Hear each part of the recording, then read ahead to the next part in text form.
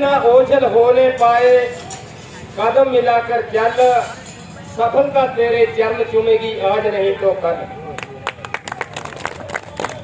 तो साथियों, मैं पहले एक शेर बोला करता था बॉर्डर पर, दिल्ली तेरे सीने पर, दिल्ली तेरे सीने पर लहू के निशान रहेंगे, या तो बीजेपी या जेजेपी सरकार रहेगी या किसान और मजदूर रहेंगे। तो साथियों तो पूरा हो गया। अब बहुत बुरा हाल है, कई तो अटैक होकर मर गए बुजुर्ग अपने, बहुत बुरा हाल है, देखा नहीं जाता। अब देख लो बॉर्डरों के ऊपर अपने 750 किसान शहीद हुए हैं। अगर 5.5 फुट की एक इंसान की मतलब अपनी ऊंचाई होती है तो 7 किलोमीटर बढ़ता है। शहीद करवा कर आए, ऐसी लड़ाई जीती गई। ये मोदी वहां से वापस आ गया, मोदी देख लो वहां से वापस आ गया कि मेरे को खतरा हो गया। बाहर के देशों में देख लो, अमेरिका के बीच राष्ट्रपति ऐसे घूमता है सभी के बीच, और इसको खतरा हो गया। जिसके पास ऐसे ऐसे गनमैन थे जो कि बंदूक होती है, उनके पास गन 16 किलोमीटर तक अपना फायरिंग करती है। वो 16 किलोमीटर तक दुश्मन को मतलब पास में नहीं लगने देती। ये कहता है मैं वहां से डर के मारे भागे और के ऊपर आरोप लगाता है। तो साथियों, ऐसे लोगों से सावधान रहना। और अपने मनदीप स्वामी की अगुवाई में ये प्रोग्राम हो रहा, मैं तहे दिल से शुक्रिया अदा करता हूँ। अपने भाई जडूनी ग्रुप के पहुंचे हैं भाई साहब, जो कि कह रहे हैं भाई साहब लठ भी खा लेंगे और मार भी देंगे भाई, और गला भी पकड़ लेंगे।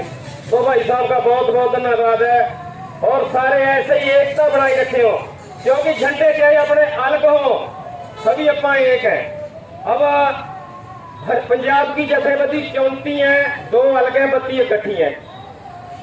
अपनी जो हरियाणा की जथेबंदी है 29 जथेबंदी है, और 150 खाप है, 150 खाप है अपनी हरियाणा की, और 29 जथेबंदी है। जब एक जगह इकट्ठे हो जाए ना, सरकार को मतलब गोदड़ी पार का कर सकते हैं। क्या मैं जला हुआ राख नहीं अमरदीप हूँ। ध्यान देना साथियों, थोड़ा हमारी बहन पहुंची है जडूनी ग्रुप की, बहुत बहुत धन्यवाद। नारे लगा दो 2-3। किसान मजदूर एकता, किसान मजदूर एकता।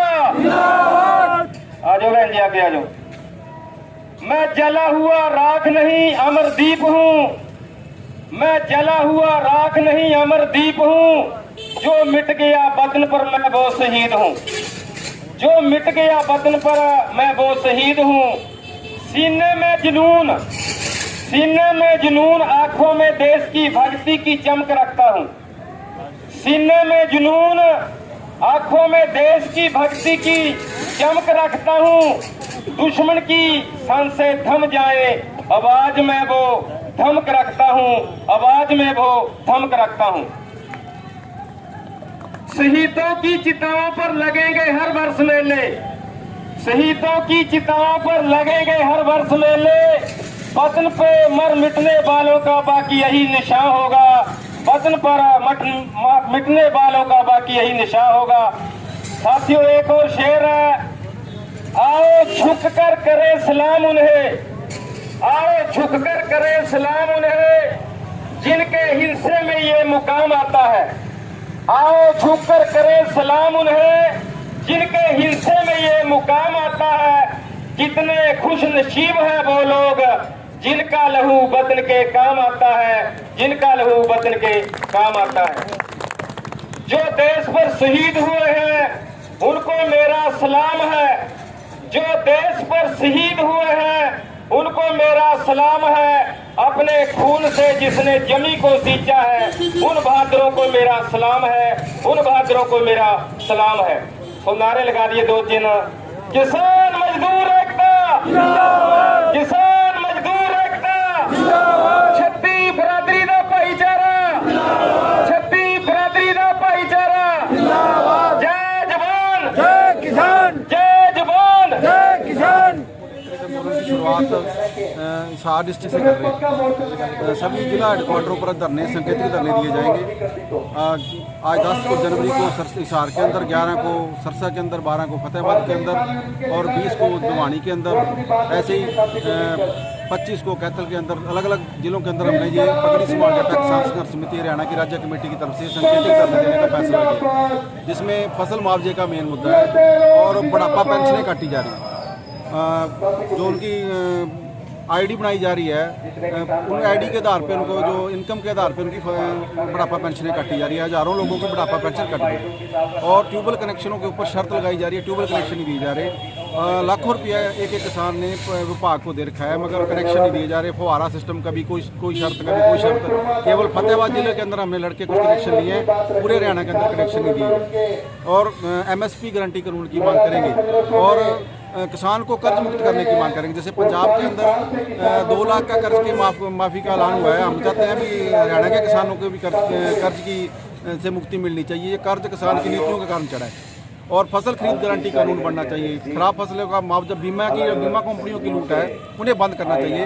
आज बीमा कंपनियों का जो प्रीमियम है वो बैंकों में काट लिया जाता है, मगर जब फसल खराब होती है तो मुआवजा नहीं दिया जाता। पिछले साल का भी मुआवजा नहीं दिया जाता। सरकार बात नहीं सुन रही, प्रशासन के अधिकारी बात नहीं सुन रहे। आज हमने इस लड़ाई की शुरुआत की है। हम आपके चैनल के माध्यम से तमाम लोगों से निवेदन करेंगे, 7 फरवरी को बड़ी संख्या में आप करनाल आएँ। और मास्क के नाम पे ऊपर बहुत बड़ा घोटाला चल रहा है। मतलब 500 रुपये चलान काटकर, 5000 रुपये चलान काटकर कौन सा कोरोना दूर हो जाए? कोरोना यदि बीमारी है तो सरकार को इसका इलाज का प्रबंध करना चाहिए। इलाज का प्रबंध करने की बजाय तो सरकार चलान काट रही है और पैसा इकट्ठा कर रही है, हिट रही है और लोगों में भय पैदा कर रही है। ठीक है, अभी बीमारी है तो इसका समाधान बताना चाहिए, इलाज बताना चाहिए, लोगों को खुराक देनी चाहिए, वैसी खुराक खाओ जिससे ये बीमारी ना हो। मगर आज स्कूल कॉलेज बंद किए जा रहे हैं, ठेके बंद नहीं है और फीसें ले ली गई बच्चों से। अभी आज सरसा के अंदर विद्यार्थी इकट्ठे हो रहे थे, इधर रतिया के अंदर इकट्ठे हो रहे थे, कल 12 को फतेहाबाद के अंदर इकट्ठे होंगे। कॉलेज बंद किए जा रहे हैं और ठेके शराब के खुले। ये सरकार दोहरे मापदंड अपना रही है। इसके खिलाफ हम तमाम लोगों से निवेदन करेंगे। एक लड़ाई हरियाणा के अंदर हमने शुरू की है। हम पगड़ी समाज जट्टा किसान संघर्ष समिति हरियाणा के झंडे के नीचे पूरे हरियाणा के अंदर जन जागरण अभियान चलाएंगे और 7 फरवरी को बड़ा प्रदर्शन जो सीएम सिटी है करनाल, उसमें करने जा रहे हैं। संदीप जी, खाद को लेकर क्या कहना चाहोगे? खाद की समस्या आ रही है क्या? यूरिया खाद पे खुल्लम खुल्ला कालाबाजारी है, DAP पे कालाबाजारी हुई है और हमने पकड़े भी है जो कालाबाजारी करने वाले फतेहाबाद के अंदर। और वहाँ की लिक्विड खाद आ रही है, वो दी जा रही है, टॉप दी जा रही है, जानबूझ के किसानों को परेशान किया जा रहा है। वहाँ जो डिस्ट्रिक्ट लेवल पे कृषि अधिकारी हैं, उनका हिस्सा है इनके साथ, दुकानदारों के साथ। कुछ तरह भ्रष्ट दुकानदार किसानों को लूट रहे हैं। यूरिया की भारी किल्लत है, लोगों को परेशान कर रही है सरकार। इस पर भी एक लड़ाई है। आज जो मांग पत्र है उसमें ये भी मांग हमने उठाई। अगर ये सरकार हर प्लेटफॉर्म पर फेल है, लोग अब जाग रहे हैं। एक समय था लोग इन पर विश्वास कर लेते पार्टियों पे। दिल्ली आंदोलन के बाद लोगों ने खुद अपनी ताकत को पहचाना है, इन पार्टियों को पीछे छोड़ा है और जनता लड़ेगी आने वाले समय में, हमें उम्मीद है। और देश में व्यवस्था परिवर्तन की तरफ आगे बढ़ेगा। ये जो सत्ता पक्ष है, विपक्ष है, तो इनका काम सत्ता प्राप्त करने का है। आम लोगों के जो मसले उनको हल करवाने के कोई चिंता इनकी नहीं है। आज विपक्षी कहाँ है? 5 साल बाद वोट लेने के लिए आएंगे, वो इनका फेलियर बनाएंगे जी, सरकार फेल होगी जब वोट हमें दे दो। जब वो सत्ता में आ जाएंगे तो फिर वो दूसरे विपक्ष चुप शांत तो बैठ जाएगा। मगर अब लोग लड़ेंगे, हमें उम्मीद है। ऐसी लहर खड़ी करेंगे हरियाणा के अंदर जो अपने अधिकारों के लिए इन अफसरों को भी घेरेंगे, हम सरकार को भी घेरेंगे। किसानों को MSP नहीं मिली है अभी, MSP को लेकर पगड़ी समाज जट्टा का क्या प्रयास रहेगा? 7 फरवरी को ये हमारी उस मांग में अहम मांग है, MSP गारंटी कानून बनना चाहिए। जिसकी लड़ाई को लड़ेंगे और लड़ने वाले संगठनों को तमाम साथ लेके चलेंगे। 7 फरवरी को बड़ा कार्यक्रम करनाल के अंदर। क्या कहना चाहोगे? प्रधानमंत्री की सुरक्षा में चूक बताई जा रही है बीजेपी सरकार के द्वारा। पंजाब के जो लोग हैं उनके लिए क्या मैसेज है आपका? हम क्या कहेंगे, पंजाब की जनता ने खुद सामने देखा है कि चूक थी या एक फेक ड्रामा था। आप देखेंगे कि उस पुल पे जो जिंदाबाद के नारे लगाते हुए प्रधानमंत्री मोदी जिंदाबाद के नारे लगाते हुए बीजेपी के झंडे हाथ में लिए उन्हीं के बंदे थे। अगर उन्हीं के बंदे और जिंदाबाद बोलते हुए भी सुरक्षा में चूक मानी जा सकती है तो फिर उससे बड़ा झूठ तो कोई नहीं हो सकता। पहले आप वायु मार्ग से आपको जाना है, बाय एरोप्लेन आपको जाना था, ठीक है, तो वहाँ से आप प्रोग्राम अचानक कैंसिल करके बाय रोड जाते हैं, किसी को खबर नहीं होती कि आप बाय रोड भी आ रहे हैं। अगर कह रहे हैं कि भाई मौसम खराबी के कारण जहाज आगे नहीं उड़ सकता था, वो पीछे कैसे उड़ गया? फिर मौसम तो सभी जगह खराब होगा ना, तो फिर प्रधानमंत्री को बाय रोड वापस जाना चाहिए था। तो ये सब फेक चीज़ें हैं, ये क्रिएट की गई चीज़ें हैं। पंजाब को बदनाम करने की, एक स्पेशल धर्म को बदनाम करने की साजिश है। वोट का टाइम आया हुआ है, आप समझ रहे हैं, और ये सरकारें जब जब वोट का टाइम आता है तब तब धार्मिक चोट ज़रूर करते हैं, और धर्म के नाम पे लोगों को लड़ा के इनका वोट लेना इनका मेन मकसद होता है। तो ये वही करने गए थे। बाकी वो खाली पड़ी कुर्सियाँ जो थी वो सब कुछ बयान कर रही थी, उनके सामने जाके बैठना, खाली कुर्सियों को भाषण देना शर्मनाक चीज थी। प्रधानमंत्री जी उसी वजह से लौटे हैं, अदरवाइज बाकी किसानों का या किसी और का कोई दोष नहीं है। किसान बीजेपी का कहना है कि कांग्रेस ने जानबूझकर ये किया, इंदिरा गांधी एपिसोड दोबारा करना चाहती है। देखिए ऐसा कुछ नहीं है। जब जिस दिन वो सब किसी को करना होगा ना, वो तो पता भी नहीं चलेगा कि कौन कर गया। और इस तरीके से ड्रामे क्रिएट करना एक प्रधानमंत्री लेवल की बात नहीं है, वो थोड़ा शर्मनाक मुद्दा हो जाता है। हमें भी जवाब देना होता है जब आगे कि हमारे देश के प्रधानमंत्री द्वारा ऐसा बोला गया, तो वो शर्म हमें भी आती है।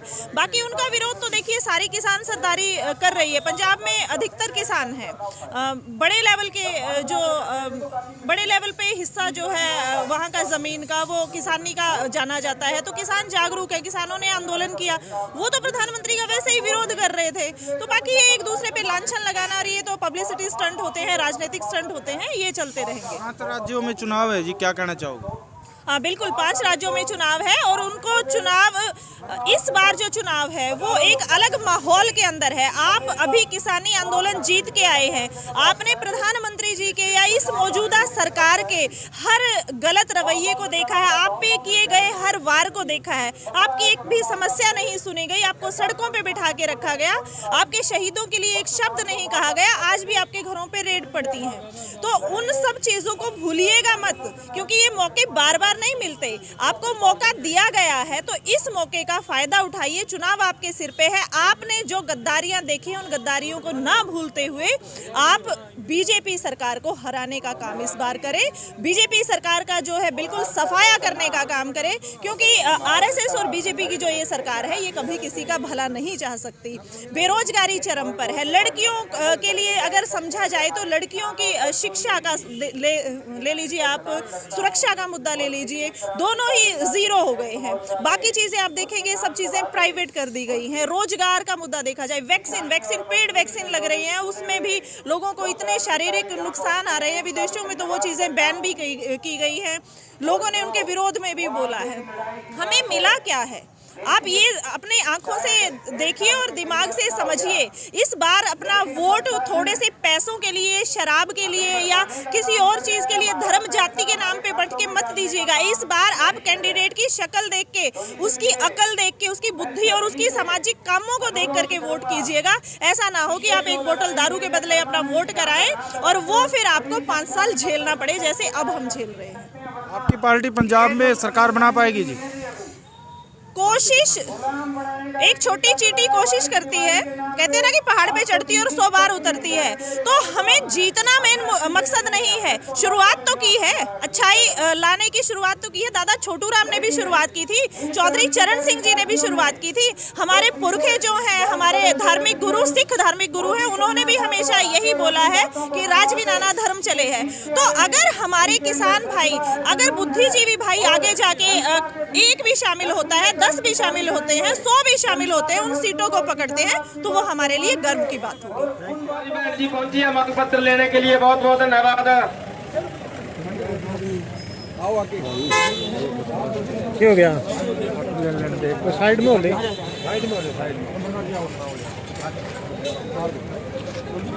कोई बात नहीं। मास्क से क्या होगा ये?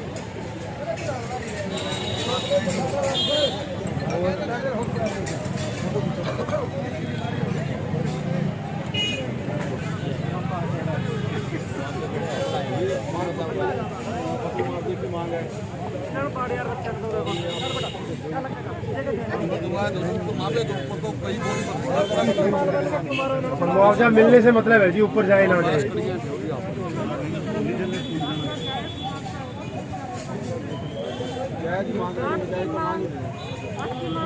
पिछले साल का 20 का भी पड़ा है, अभी जो फसल 19 का भी पड़ा है, अभी जो फसल खराब हो रही है उसका गिरदावरी जैसा देश हो गया, मगर मुआवजा पता नहीं मिलेगा।